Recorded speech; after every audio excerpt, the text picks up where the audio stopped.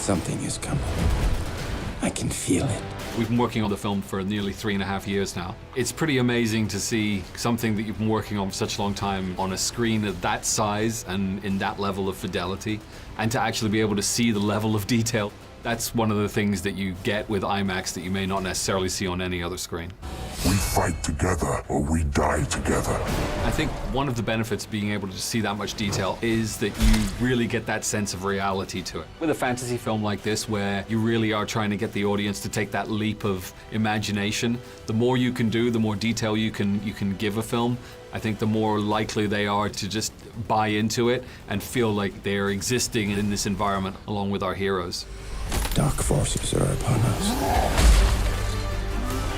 That IMAX sound system is phenomenal. It's like it brings you into the environment that the film takes place in. And I think anything that you can do like that to just help the audience take that one extra step into the reality you're trying to create is always worth the extra effort.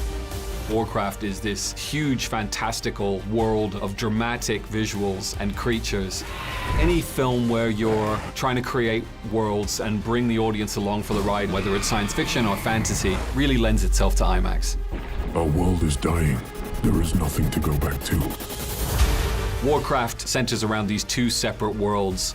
Towards the beginning of the film, the voyage from one to the other has this sort of surreal quality to it, and it's quite a dramatic moment in the movie, and I think seeing that on the big IMAX screen is pretty spectacular.